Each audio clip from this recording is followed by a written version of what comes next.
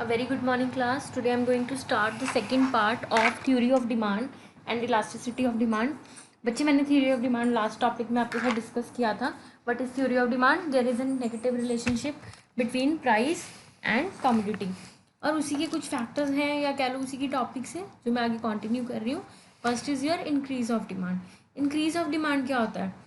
Price constant रहेगा पर demand increase हो रही है ड्यू टू अदर फैक्टर. देखो बेटा, मैंने आपको कंट्रैक्शन और एक्सटेंशन ऑफ डिमांड बताया था. जब भी याद रखना, एक्सटेंशन और कंट्रैक्शन की बात करेंगे उसमें कमोडिटी का प्राइस जो है वो रोल प्ले करेगा. यानी कि कमोडिटी के प्राइस के बढ़ने और कम होने से एक्सटेंशन और कंट्रैक्शन ऑफ डिमांड हो रहा है. देखो, एक्सटेंशन ऑफ डिमांड हो रहा है प्राइस कम होने से, कंट्रैक्शन ऑफ डिमांड हो रहा है प्राइस बढ़ने से. पर जब भी हम इंक्रीज और डिक्रीज की बात करेंगे डिमांड कर्व की, डिमांड कर्व में जब इंक्रीज ऑफ डिमांड और डिक्रीज ऑफ डिमांड से चेंजेस आएंगे उसमें प्राइस कोई भी रोल प्ले नहीं करेगा. प्राइस ऑफ द कमोडिटी वाला जो डिटर्मिनेंट है वो इसमें डिलीट हो जाता है, इग्नोर कर दिया जाता है. इसमें क्या आता है? Income of the consumer. मान लीजिए बच्चे, आप पहले ऑल्टो गाड़ी थी आपके पास, suddenly you rise in your professional career और आपने स्विफ्ट डिज़ायर ले ली. तो क्या हुआ? स्विफ्ट डिज़ायर की डिमांड क्रिएट हो गई. ठीक है, तो दैट मीन्स वो इसलिए हुई क्योंकि आपकी इनकम इंक्रीज हुई है. ऐसे ही वाइस वर्सा होता है. ठीक है, डिक्रीज ऑफ डिमांड में, डिक्रीज ऑफ डिमांड में क्या रहता है? जब हम डिक्रीज ऑफ डिमांड कहते हैं तो उसमें हम कहते हैं कंज्यूमर की इनकम कम होने की वजह से क्वांटिटी डिमांडेड में चेंज आया है. अब यहाँ देखो, इंक्रीज ऑफ डिमांड के कुछ फैक्टर्स हैं जैसे कि income of the consumer. Consumer की इनकम बढ़ी, उस पर्टिकुलर प्रोडक्ट की डिमांड भी बढ़ गई. पहले वो 5 क्वांटिटी खरीदा था, अब उसने 10 खरीदनी शुरू कर दी. Change in taste and preferences of the consumer. अब देखो, समटाइम्स ऐसे होता है मार्केट में कोई प्रोडक्ट अवेलेबल नहीं होता. इसका बड़ा छोटा सा एग्जाम्पल मैं आपको देती हूँ. देखो बच्चे, पहले हमारे घर में नॉर्मल फ्रिज होते थे, ठीक है, जो पहले आते थे. ठीक है, उसके बाद क्या हुआ? लोगों ने अपने टेस्ट चेंज कर लिया. डबल डोर रेफ्रिजरेटर्स स्टार्ट कर दिए, स्मार्ट रेफ्रिजरेटर्स स्टार्ट कर दिए खरीदने. फिर उसमें उन्होंने इलेक्ट्रिसिटी सेविंग का भी मोड देखा कि वो 5 स्टार है, 3 स्टार है, 4 स्टार है, क्या है वो. What was that? Change in taste and preferences of the consumer. पहले हमारे पास कीपैड वाला फ़ोन होता था, आजकल हमारे पास स्मार्ट फ़ोन है. क्यों? क्योंकि हमारा टेस्ट बदल गया. हमें स्मार्टफोन ज़्यादा अच्छा लगता है और कीपैड वाला फ़ोन अब अच्छा नहीं लगता. पर जब शुरू में फ़ोन शुरू हुए थे तो हम कीपैड वाले फ़ोन को अच्छा मानते थे. तो what was that? Due to change in technology, due to some another factors, जब भी कंज्यूमर का टेस्ट और प्रेफरेंस चेंज हो जाती है उसकी वजह से भी डिमांड जो होती है क्या होती है? वो इंक्रीज़ हो गई. और कंज्यूमर समटाइम्स ये एक्सपेक्ट करता हो कि इस पर्टिकुलर कमोडिटी का प्राइस इन राइज होने वाला है इन फ्यूचर, तो वो प्रेजेंट में ही उसको बल्क में खरीद लेगा. अब जैसे मान लो मैंने आपको बोला कि लोगों को दिखने लग गया था कि अनियन के प्राइस शूट अप कर रहे हैं, रोज़ 10-10 रुपये महंगा हो रहा है, तो लोगों ने क्या किया? बल्क में ही उसको स्टोर करना शुरू कर दिया. और कुछ लोगों ने क्या किया? जब महंगा था तब खरीदा नहीं, उसके बाद जैसे ही रेट डाउन हुए तो फटाफट खरीद लिया. तो कंज्यूमर की जो प्रेडिक्शन होती है मार्केट कंडीशन को लेके या किसी भी प्रोडक्ट की कमोडिटी के प्राइस को लेके, उनको पहले से आइडिया लग जाता है यार ये महंगा होता जा रहा है आगे से आगे, अभी नहीं, रुक के खरीदेंगे, थोड़ी मार्केट में थोड़ा डिफ्लेशन आने दो इस प्रोडक्ट का. तो what was that? That is the factors which is responsible for the increase of demand. और इंक्रीज ऑफ डिमांड की जो डिमांड कब होती है वो राइट वर्ड शिफ्ट होती है, यानी आगे की तरफ को जाएगी. ठीक है, बढ़ रही है ना चीज़, तो जब भी हम किसी चीज़ को बढ़ाएंगे स्केल में, देखो 5 सेंटीमीटर और 10 सेंटीमीटर क्या होगा? 5 सेंटीमीटर पहले होगा, 10 सेंटीमीटर आगे होगा, तो वो राइट वर्ड शिफ्ट, यानी कि अपने राइट हैंड की तरफ से देखो आगे की तरफ बढ़ रही है इंक्रीजिंग ट्रेंड में. ठीक है, that why it is known as increase of demand. Decrease in demand क्या होता है? इन डिक्रीज इन डिमांड होता है प्राइस जो है वो कांस्टेंट है, प्राइस में कोई चेंज नहीं आया प्रोडक्ट की, पर अदर फैक्टर्स में प्रॉब्लम है जैसे कि इनकम ऑफ द कंज्यूमर. कोविड-19 देखो बच्चे, लोग जाते थे ना रेस्टोरेंट्स, हर जगह जा ही रहे थे. अब क्या हुआ बताओ? रेस्टोरेंट्स बंद हो गए, तो जो रेस्टोरेंट चलाने वाले लोग हैं उनकी इनकम ख़त्म होगी बिल्कुल. ऑब्वियसली फिर क्या हुआ होगा? उन्होंने अपनी डिमांड्स यानी कि अपनी नीड्स के साथ कॉम्प्रोमाइज़ करना शुरू कर दिया. तो इन्हीं ऐसे कुछ फैक्टर्स की वजह से जब कंज्यूमर की इनकम पे कोई अफेक्ट पड़ता है, कुछ होता है, तो उसका अफेक्ट कहीं ना कहीं हमारी डिमांड पे भी पड़ता है, क्योंकि वी आर ह्यूमन बींग्स ना, और हम जल्दी मॉडिफाई हो जाते हैं, एनवायरनमेंट में ढलना पसंद करते हैं। जैसा घर में एनवायरनमेंट हो, अगर घर में फाइनेंशियल प्रॉब्लम हो तो हम अपना खर्चा उस हिसाब से करते हैं, अगर घर में फाइनेंशियल प्रॉब्लम नहीं है, फाइनेंशियली साउंड चल रहा है सिस्टम, तो हम उस हिसाब से खर्चा करते हैं। तो सेम यही मार्केट में भी आता है कि अगर इनकम कम होगी कंज्यूमर की, तो वो उस हिसाब से खर्चा करेगा, तो उसमें क्या होगा, इफेक्ट क्या होगा, उसकी डिमांड पे पड़ेगा। उसकी इनकम कम होने की वजह से पहले जहाँ वो 5 प्रोडक्ट खरीद रहा था, अब वो 3 खरीद रहा है। टेस्ट एंड प्रेफरेंस ऑल्सो, मान लो जैसे देखो बेटा, सर्फ एक्सेल बहुत ही महंगा ब्रांड है, एरियल सर्फ एक्सेल है ना, ये बहुत महंगे ब्रांड है। इसको टेक ओवर किसने किया, टाइड ने। टाइड सेम वॉशिंग पाउडर बना रहा है, पर प्रोडक्शन कॉस्ट कम होने की वजह से वो मार्केट में कम प्राइस पे बेच रहा है। उसका क्या क्या हुआ, उससे एक नया प्रोडक्ट रिलीज होने से कंज्यूमर ने अपना टेस्ट चेंज कर लिया, लाइक कपड़े तो धोने हैं, ये पाउडर से धो लो चाहे उससे धो लो, धोने तो कपड़े ही है ना, वॉशिंग पाउडर ही है, कोई खाने वाली चीज़ तो है नहीं कि टेस्ट नहीं आएगा, right. What was that was the taste and preference of the consumer. और लेफ्टवर्ड शिफ्ट, लेफ्टवर्ड मतलब पीछे की तरफ, अपना लेफ्ट हैंड देखना, पीछे को आ रहा होगा, ठीक है। डिक्रीज इन डिमांड में डिमांड कर्व पीछे की तरफ आ रहा है, इंक्रीज इन डिमांड में आगे की तरफ जा रहा है। अब आ गया आपका इलास्टिसिटी ऑफ डिमांड। देखो बेटा, इलास्टिसिटी क्या होती है, इलास्टिक, इसकी सिटी वर्ड थोड़ा काट के इसको जरा स्प्लिट करो वर्ड को, इलास्टिसिटी। इलास्टिक, इलास्टिक क्या होती है, फ्लेक्सिबल, एडजस्टेबल। मान लो कपड़ों में इलास्टिक होती है ना, तो वो क्या होती है, स्ट्रेच हो जाती है, खींची जाती है, जितना मर्जी हम उसको खींच लें, ऐसे हम उसको खींच के बड़ा भी कर सकते हैं, और जब हम उसको छोड़ेंगे तो वो क्या होगा, वो अपनी प्रेजेंट साइज में वापस आ जाएगी। फ्लेक्सिबिलिटी, लचीलापन जिसको हम कहते हैं, that is elastic. Price elasticity क्या होती है, प्राइस इलास्टिसिटी मीन्स जब प्राइस ऊपर नीचे होता है, यानी कि किसी भी प्रोडक्ट का प्राइस बढ़ गया, ठीक है, और उसकी वजह से क्वांटिटी डिमांडेड में जो चेंजेस आते हैं, उन दोनों के डिफरेंस को हम प्राइस इलास्टिसिटी कहते हैं। कि प्राइस में चेंज आने की वजह से प्राइस जो था वो इलास्टिक की तरह हो गया, फ्लेक्सिबल, आगे पीछे बढ़ता कम होता गया, उसकी वजह से जो चेंजेस आए, what was that, your price elasticity. Income elasticity, income elasticity मतलब कंज्यूमर की इनकम में जो चेंजेस आए, फ्लेक्सिबिलिटी हुई, बढ़ी और कम हुई, उसकी वजह से जो क्वांटिटी डिमांडेड में चेंजेस आए हैं। Let's discuss price elasticity of demand क्या होती है, percentage change in quantity demanded divided by percentage change in price, ठीक है। उन दोनों को डिवाइड करने के बाद जो आंसर आएगा वो आपकी इलास्टिसिटी ऑफ प्राइस होगी, ठीक है बच्चे। प्राइस इलास्टिसिटी की डिमांड क्या है, देखो बेटा, अगर परफेक्टली, अगर इन्फिनिटी आती है तो वो परफेक्टली इलास्टिक है, ठीक है।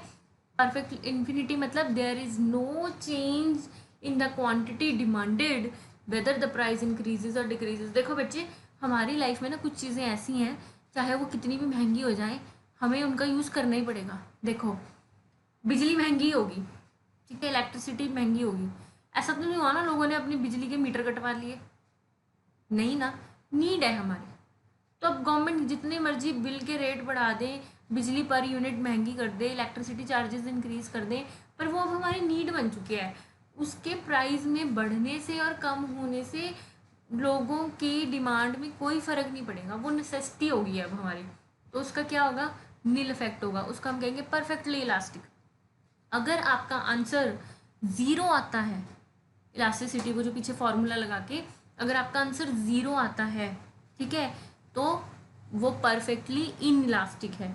अगर 1 आता है तो वो इलास्टिक है। अगर मोर देन 1 आता है तो क्या है आपकी demand, more than unit elastic.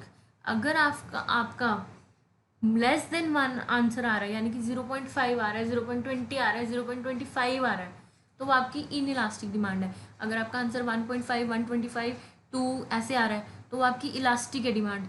Unit elastic का क्या है, जब डिवाइड करने के बाद सारी वैल्यूज़ को आपका आंसर 1 ही आ रहा है, और जब डिवाइड करने के बाद आपका आंसर 0 आ जाए तो वो आपकी परफेक्टली इन इलास्टिक है। इसको याद रखना, क्योंकि जब आपको पेपर में क्वेश्चन आएगा ना इसका, तो उसमें आपको पूछा जाएगा कि find out the elasticity of demand and write down the degree of elasticity of demand, कि वो परफेक्टली इलास्टिक है, इलास्टिक है, मोर देन है 1 से, लेस देन है 1 से, इन इलास्टिक कितनी है, and so on. Right, I hope you understand this. Determinants क्या हैं अब इसके, बेटा देखो इलास्टिसिटी ऑफ डिमांड के डिटर्मिनेंट्स होते हैं, पहला availability of substitutes. Elasticity of demand में चेंजेस तभी आते हैं जब किसी भी चीज़ का सब्सिट्यूट अवेलेबल हो लोगों के पास। सब्सिट्यूट मतलब उससे मिलता जुलता प्रोडक्ट, कि अगर वो नहीं मिला तो उसके बदले में हम वो यूज़ कर लेंगे। ठीक है, टी और कॉफ़ी सबसे बड़ा एग्जांपल है सब्सिट्यूट इफेक्ट का। लोगों को लगता है कैफीन ही चाहिए ना हमें माइंड अलर्ट करने के लिए, हमारी बॉडी को मतलब एक्टिव रखने के लिए, चाय की जगह हम कॉफ़ी पी लेते हैं। दूसरा कंज्यूमर्स बजट लाइन क्या है हमारी, कंज्यूमर जो है उसका बजट कितना है, वो कितने पैसे खर्च करने के लिए तैयार है। नेचर ऑफ नीड में आ जाता है आपका, एक तो प्रोडक्ट की नेचर क्या है, अगर आपके पेरिशेबल गुड्स हैं या नॉर्मल गुड्स हैं, मतलब रोज़ रूटीन में यूज़ करने वाले गुड्स हैं, उसकी तो कभी भी डिमांड कम या ज़्यादा हो ही नहीं सकती। मान लो जैसे फ्रूट है, वेजिटेबल्स हैं, वो तो खाने ही है ना हमने। अगर शिमला मिर्च 100 रुपये किलो भी हो जाएगी तो भी हम खाएंगे ही ना, छोड़ तो नहीं देंगे ना सब्जियां खानी। तो कुछ ऐसी चीज़ें हैं नेचर ऑफ नीड, मतलब हमारे लिए कंपलसरी है वो, हम उनके मतलब कॉम्प्रोमाइज़ ही नहीं कर सकते। तो इलास्टिसिटी ऑफ डिमांड आपको उसमें क्या लिखेगी, इन्फिनिटी में भी आ सकती है, 0 भी आ सकती है। ठीक है, फिर टाइम पीरियड क्या है आपका, टाइम पीरियड मतलब बाहर कैसा टाइम पीरियड चल रहा है। जैसे अभी कोविड-19 चल रहा है, इस टाइम पे मार्केट में बहुत ही बड़ा डिप्रेशन पीरियड शुरू हो गया, रिसेशन डिप्रेशन दोनों ही चल रहे हैं एक तरह से। क्यों, लोगों के बिजनेस बिल्कुल ज़ीरो हो चुके हैं। तो ये भी डिपेंड करता है हमारे टाइम पीरियड क्या है, मार्केट नॉर्मल कंडीशन में चल रही है, मार्केट मंदी में चल रही है, यानी कि डिप्रेशन पीरियड में चल रही है इकोनॉमी के, मार्केट एक्सपेंशन में चल रही है। अगर बहुत ही हायर प्रॉफिट मार्जिन में मार्केट चल रही होगी, ऑब्वियसली प्रोडक्ट्स में आपको फ्लक्चुएशंस देखने को मिलेंगी, इन्फ्लेशन महंगाई आसमान छूती हुई नजर आएगी। ठीक है, और कभी जैसे अभी डिप्रेशन और रिसेशन पीरियड चल रहा है तो इसमें भी आपको बहुत सी चेंजेस नजर आएंगे। Last is your utility of the product. अब जो इलास्टिसिटी की डिग्रीज हैं वो यूटिलिटी ऑफ द प्रोडक्ट पे डिटर्मिन करती है। अगर मैं बोलूँ इन्फिनिटी है, there is no change in price in the demand quantity demanded of the product after increasing और डिक्रीजिंग द प्राइस। अब देखो बेटा यूटिलिटी, अब मैंने आपसे पहले बात की थी कि कुछ चीज़ हमारे लिए इतनी ज़्यादा ज़रूरी है कि हम उन चीज़ों को टाल ही नहीं सकते, कॉम्प्रोमाइज़ ही नहीं कर सकते उनकी नीड के साथ या उनकी डिमांड के साथ, हमें वो खरीदनी ही है। जैसे इलेक्ट्रिसिटी, वाटर, ठीक है, आपके रोज़मर्रा के खाने का सामान, ठीक है, उसको आप अवॉइड ही नहीं कर सकते। तो और कुछ चीज़ें ऐसी जो आपको लगता है कि ठीक है आज नहीं, कोई बात नहीं, थोड़े दिन रुक के ले लेंगे। किसी ने कार खरीदनी थी, ठीक है, लॉकडाउन लग गया, अब ऑब्वियसली वो सोच रहा है कोई बात नहीं, पैसे नहीं है, कोई ना, कार नहीं खरीदेंगे इस साल, थोड़ा टाइम ठीक हो जाए और थोड़ा फाइनेंशियली ठीक हो जाऊँ, अगले साल कार खरीद लेंगे। तो चल जाएगा, कार ना खरीदे भी नहीं, वो ऑटो से चल जाएगा, बस में चले जाएगा, अपनी मोटरसाइकिल पे चले जाएगा, जो भी उसके पास व्हीकल होगा उस पर चले जाएगा। What was that, utility of the product also determine the price elasticity of the demand. I hope you understand the concept of elasticity of demand. If you have any kind of query बच्चे regarding the difference between theory of demand and the elasticity of demand, you can comment in the comment section box. I will definitely clear your concept. If you have any query about it, you are not able to solve the numericals of the elasticity of demand, you always confuse at the time of examination what to do and what not to do. You always mix the concept of theory of demand and elasticity of demand, and you people are in a, if you are confused and you people are not able to understand the things properly, it will create trouble for you in microeconomics, because concepts clear होने बहुत ज़रूरी हैं। अगले chapters आपके production के हैं, cost of revenue है, cost है, रिवेन्यू है, कंसेप्ट ऑफ कॉस्ट है, ठीक है, आपका उसके बाद नेक्स्ट टाइम +2 में मल्टीप्लायर के चैप्टर है। तो जब तक आपको डिमांड के कंसेप्ट नहीं क्लियर होते, आप इसमें फॉर्म्स ऑफ मार्केट नहीं कर सकते हो, आप इसमें कंज्यूमर इक्विलिब्रियम नहीं कर सकते हो, इंडिफरेंस कर्व नहीं कर सकते हो, डिमिनिशिंग मार्जिनल यूटिलिटी का एग्जांपल नहीं कर सकते हो, मार्जिनल कॉस्ट के बारे में नहीं समझ सकते हो. There are so many things in the micro economics. So you first of all understand the basic concept of the microeconomics regarding the price and the demand of the commodities, because the whole economy is depend upon this from an individual point of view or a group of an individual. ठीक है, ये आपकी रोज़मर्रा की ज़िंदगी से related है बेटा. अगर आप इन चीज़ों को नहीं समझोगे, it will create trouble for you to understand the further concept. Thank you so much. I hope you like this video. Thank you for listening me and cooperating me. And please share, subscribe, and like my channel, Simplified Social Sciences by Sakshi Sharma. Thank you for listening me, cooperating me. Stay home, stay safe, be alert, and save lives. And please, if you have any kind of query, you can comment on the comment section box. I will definitely reply you for all your queries. Plus, but please don't mix the concepts of elasticity of demand and theory of demand. Please clear out your concepts, clear out your misconceptions about this topic, and please comment if you have any query. I repeat this thing one again and again, and I hope you understand this video very well. Thank you so much.